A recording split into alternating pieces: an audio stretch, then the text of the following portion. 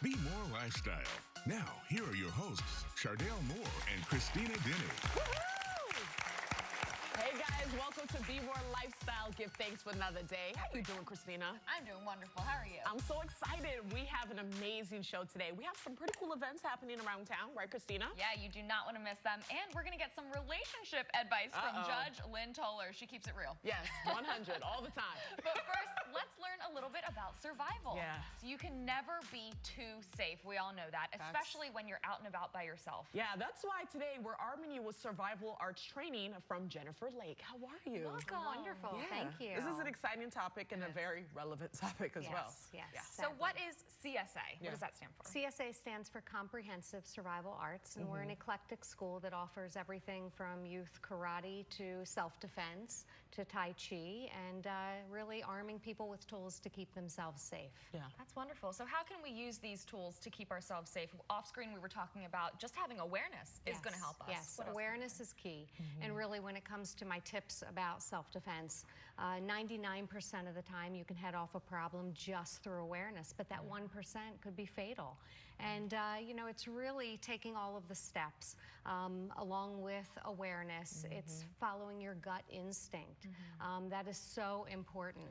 Having a plan, using your voice, and a big part of self-defense is learning how to find your voice and use it, learning blocking techniques, evasion techniques, how to fight back.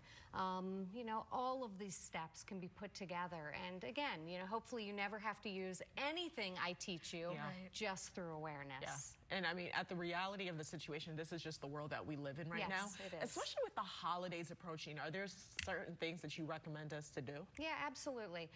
You know, one of the things I do, a lot of people say, you know, I don't watch the news because I get depressed by it. I think watching the news and following trends in crime are very important. You know, see what's happening in your neighborhood. You know, a lot of crime happens within a 5-mile radius of our home. Definitely. We tend to let our guard down.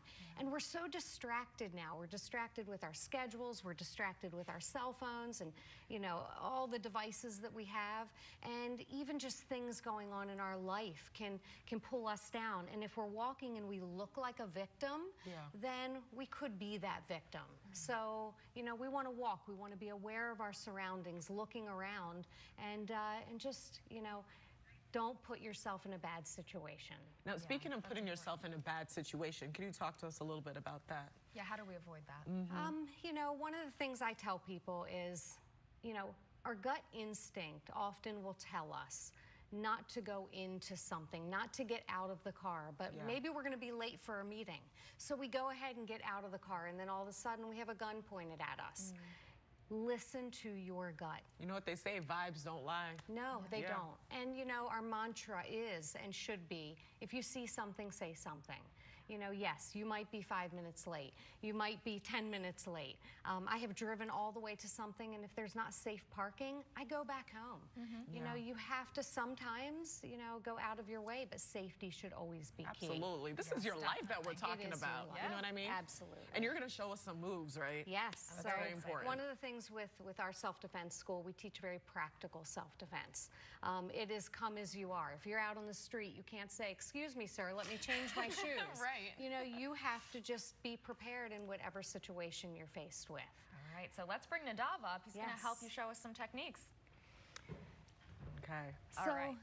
the techniques that we teach are really for all sizes. So even a small child can do these techniques, you know, or anyone, all sizes, all age, all levels, all abilities. So the first one is against a wrist grab. And we teach this to our little kids. If somebody grabs the wrist to pull, I can struggle, but I'm just going to play tug of war. I'm not going to get anywhere. So one of the easiest techniques is reach in, grab your own hand, and then pull it out. Your own hand. Your own extra hand. force. And then It makes run. sense. Exactly. Get away from the situation. So grab, reach in, grab, pull. And the key is to have one leg back so you have that out and can run. The second technique is against a grab to the shoulder.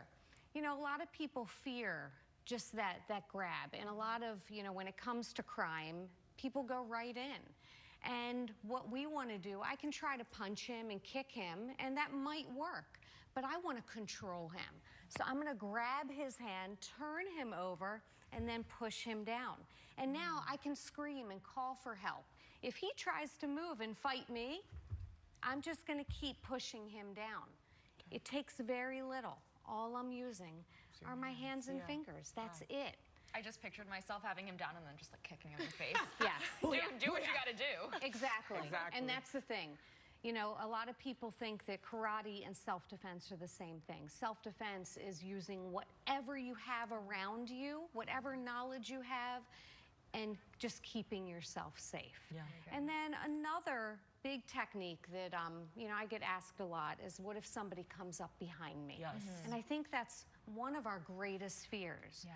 So if he were to grab me from behind, the first thing I'm going to do is take a step forward. I'm going to look back, raise my arm up, and then push him down. Okay. That looks like it would be really effective. Yes. And again, it's all using leverage. So he's bigger than me, but size doesn't matter. It's all about leveraging and controlling your opponent through. And a lot of these, they're called grappling techniques. Yeah. And there's thousands of them.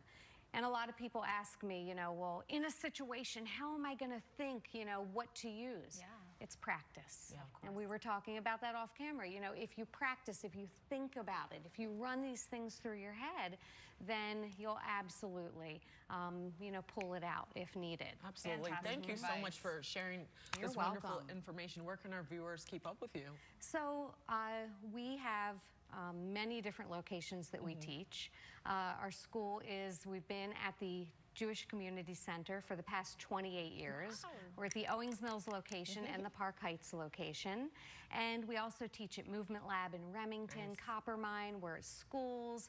They can find us online, our full schedule. We have an amazing camp and classes throughout the year. And we can also go to people. We get a lot of requests for self-defense workshops at schools, churches, synagogues, community centers. And we can just go to that website and get all of your contact information. Absolutely. Perfect. Yes. Well, thank you both so much. This is invaluable. Oh my information. goodness, yes. I learned a you. lot. Thank you. It's a pleasure. Great way to kick off our show. Yes. That's right. Literally. Stay Okay, guys, up next, let's hope that you don't have to see her in court. We're talking with divorce courts Judge Lynn Toller and some common relationship red flags. They're always there. Yep. We try to ignore them.